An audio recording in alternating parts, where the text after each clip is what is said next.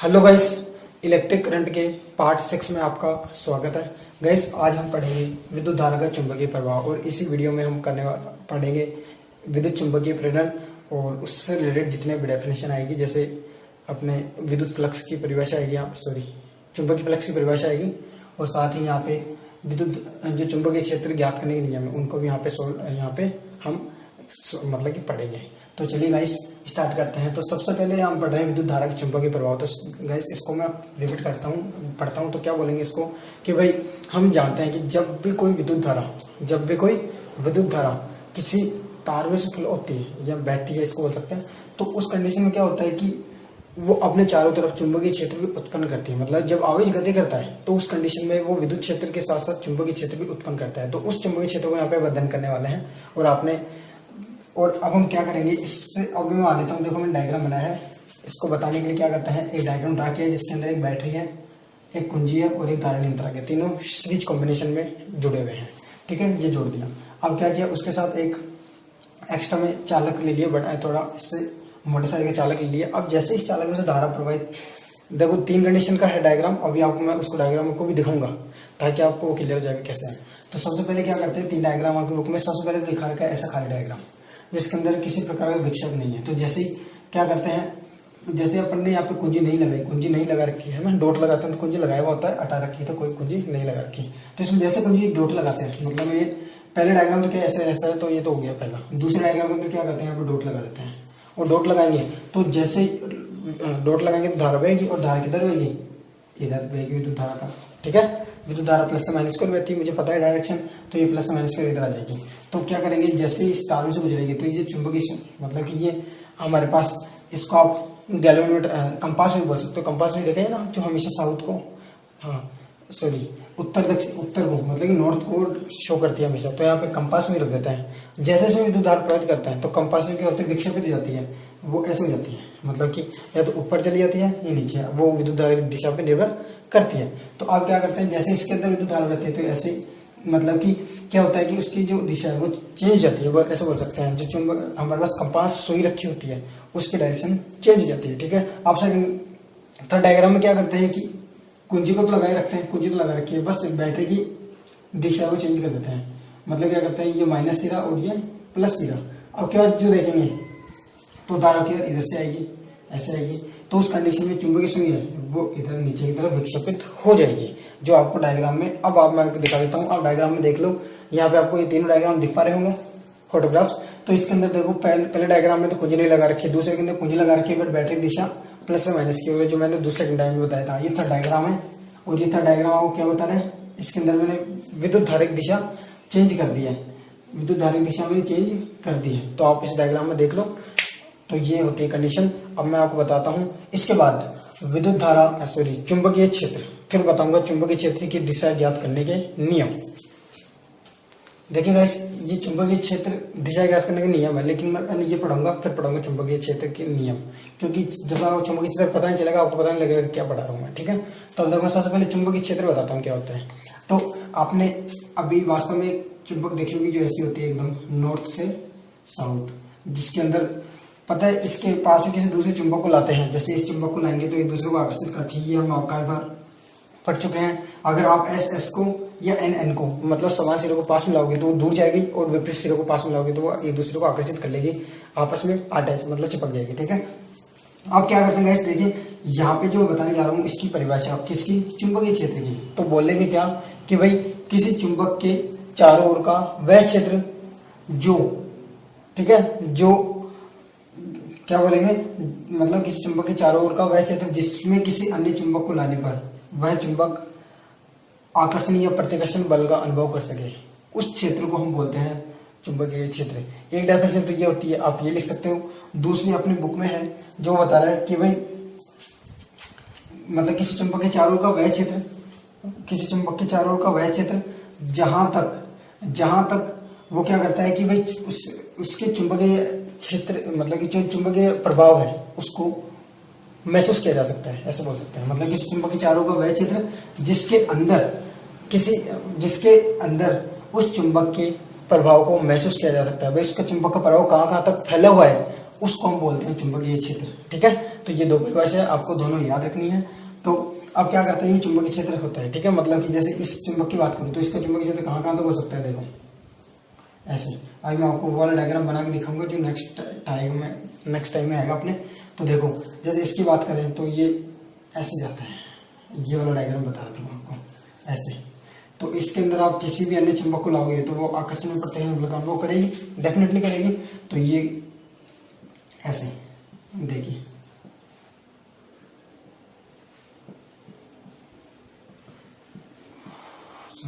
ये अंदर की तरफ आएगी, साउथ में प्रवेश करती है और नॉर्थ से निकलती है। अब इसके गुणधर्म आएंगे तो बताऊंगा।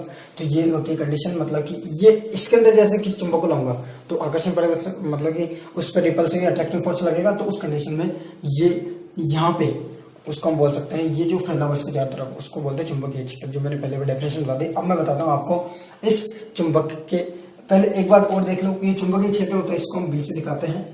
और आपको एक बात और बता दूं, बी एक मतलब चुंबकीय क्षेत्र एक सदिश राशि है। कैसे राशि है, सदिश वेक्टर क्वांटिटी है। मतलब कि इसे व्यक्त करने के लिए आपको परिमाण, दिशा व मात्रक के साथ, मतलब परिमाण व मात्रक के साथ साथ दिशा की भी आवश्यकता होती है विशेष रूप से, सदिश राशि हुई होती है।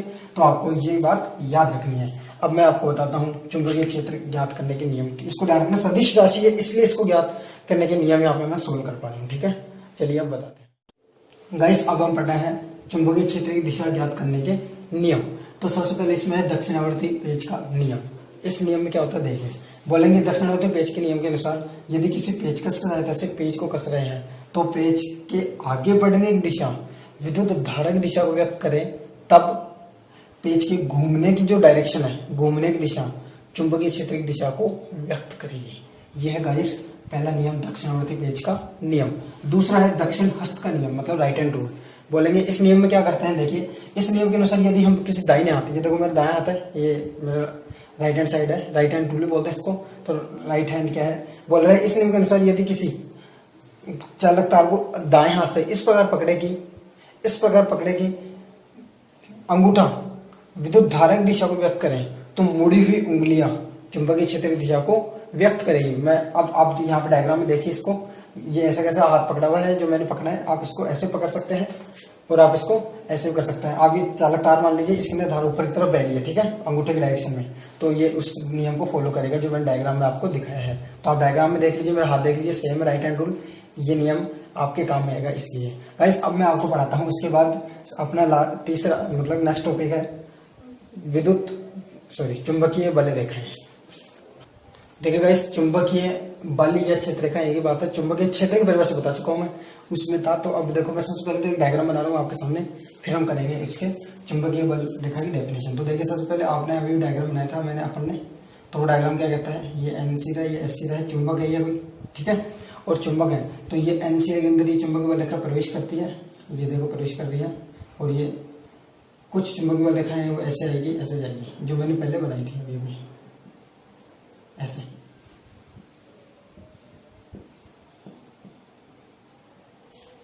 ये देखिए,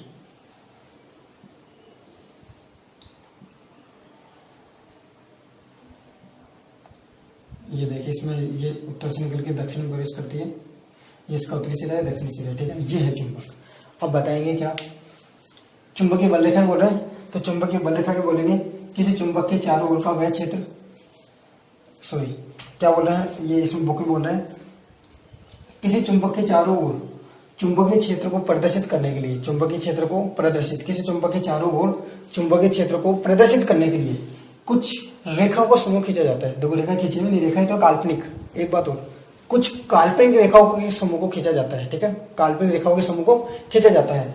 इन काल्पनिक रेखाओं के समूह को ही हम बोलते हैं चुंबकीय बल रेखाएं या चुंबकीय क्षेत्र रेखाएं। गाइस ये है इसका आंसर। अब आपको मैं इसकी प्रॉपर्टी बता देता हूँ, फटाफट दो गुणधर्म बताता हूँ, बहुत इंपॉर्टेंट है, ध्यान रखिएगा।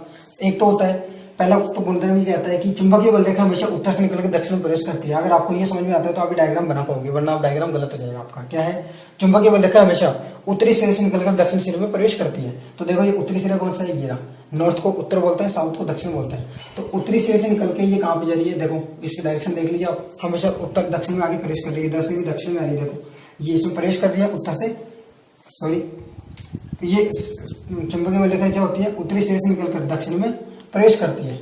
तो आपकी ये सॉरी ये डायग्राम यहाँ पे थोड़ी सी मिस्टेक हो गई अपने पास, ये उत्तरी सिरा है, ठीक है, तो ये इधर जाएगा, ये वाला इधर जाएगा, ठीक है, ऐसे थोड़ी सी मिस्टेक हो गई, सॉरी। क्या होगा, ये दक्षिण में प्रवेश करेगी, उत्तर से निकल के जाएगी, ठीक है, लेकिन धारा को उत्तर से निकल के जाएगी सब जगह, ठीक है। ये होता है गाइस हमारा इसका पहला गुणधर्म। दूसरा गुणधर्म क्या है कि दो चुंबकीय बल्लेखाएं कभी भी एक बिंदु पर मतलब कभी काटती नहीं है। क्यों नहीं काटती है, उसका रीजन है, देखो ये कभी भी अलग अलग होती है, समांतर होती है, एक दूसरे को काटती नहीं है। बोलेंगे क्या, दो चुंबकीय बल्लेखाएं कभी भी एक दूसरे को काटती नहीं है। यदि एक दूसरे को काटती है तो एक ही बिंदु पर, ये देखो ऐसे अगर क्रॉस कर जाती है तो एक ही बिंदु पर चुंबकीय क्षेत्र की, जो मैंने आपको बताया था एक सदिश राशि में बी वेक्टर, चुंबकीय क्षेत्र की एक ही बिंदु पर दो दिशाएं होंगी, जो संभव नहीं है, इसलिए ये एक दूसरे को कभी नहीं काटते हैं। ओके गाइस, ये दो प्रॉपर्टी है जो आपको लिख के आनी है।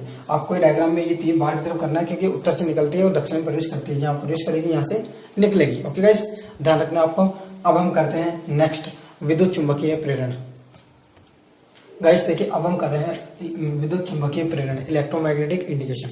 इसमें क्या करते हैं, देखो शब्द से पकड़ लो, विद्युत चुंबकीय प्रेरण मतलब कि स्पर्श नहीं करते लेकिन फिर भी धारा हम वहां पे बहा देते हैं परिपथ में। देखो कैसे करते हैं। सबसे पहले तो आपको डायग्राम दिख रहा है मेरा, मैंने जो इतना बनाया है, एक ये चुंबक है, इधर एक परिपथ बनाया छोटा, जिसमें यहाँ पे लगाया मैंने धारा मापी, ठीक है, जो धारा का से मापन कर देता है, और साथ में यहाँ पे ये एक बीच में लगाई है मैंने एक कोयल मतलब कुंडली।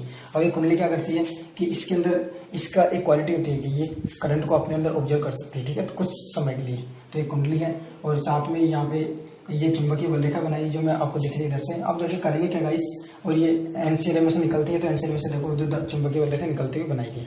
अब इसकी जो खास बात है, हम पढ़ते क्या है विद्युत चुंबकीय प्रेरण, तो बताते क्या है कि भाई किसी छड़ चुंबक को किसी कुंडली के पास लाते हैं, उससे दूर ले जाते हैं, फिर पास लाते हैं, फिर दूर ले जाते हैं। तो उस स्थिति में क्या होता है कि जो अपने पास जो चुंबक चल रही है, जो अपने पास कुंडली चल रही है, उस कुंडली के अंदर विद्युत, अभी जो पढ़ाया था विद्युत बल रेखाएं या सॉरी चुंबकीय बल रेखाएं जो होती है, उनके मान में संख्या में क्या होती है, परिवर्तन होता है। चुंबकीय बल रेखा, ठीक है, चुंबकीय क्षेत्र रेखाओं की संख्या में परिवर्तन होता है। कैसे, दूर लेके जाऊंगा तो कमी आएगी, पास लाऊंगा तो बड़ी होगी, मतलब वृद्धि हो जाएगी उनकी संख्या में।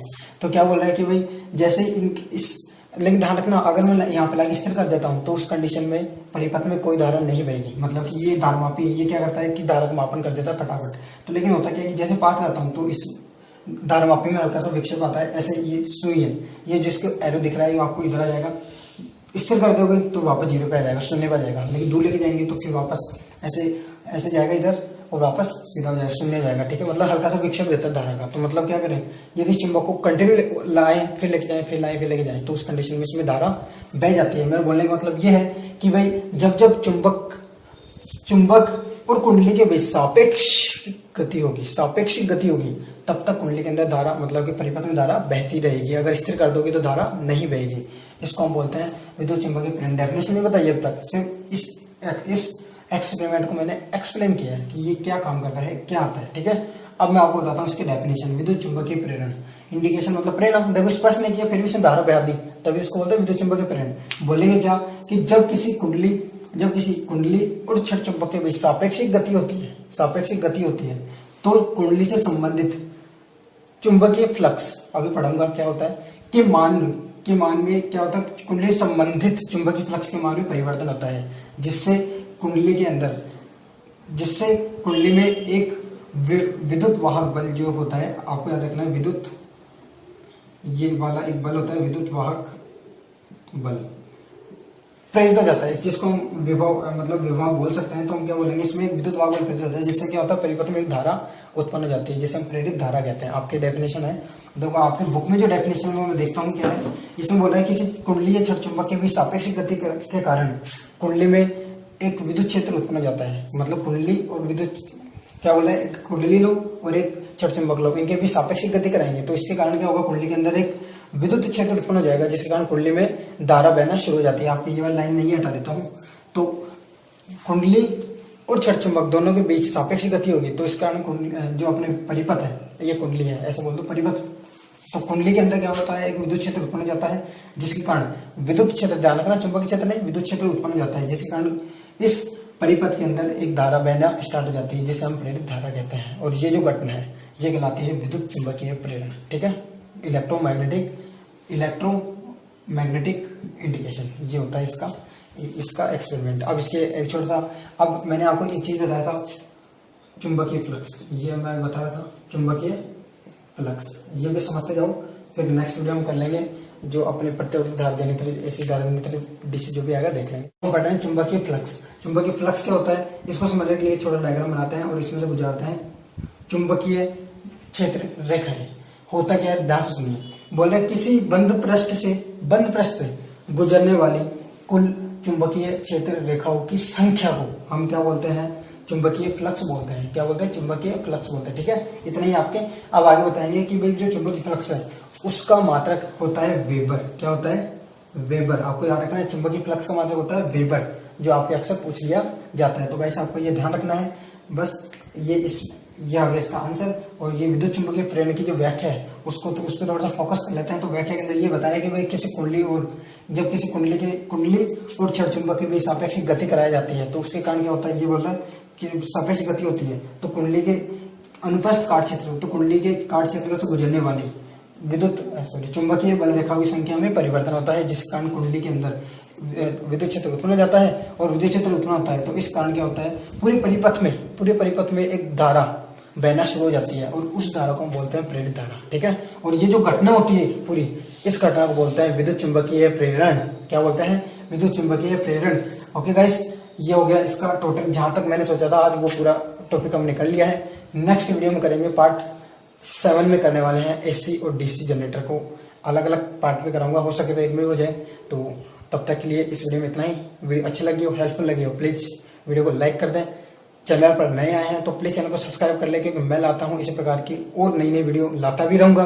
इस प्रकार की latest video science and maths, most of से फिजिक्स केमिस्ट्री चैप्टर वीडियो देखते रहने के लिए आपको धन्यवाद। जय हिंद, जय भारत।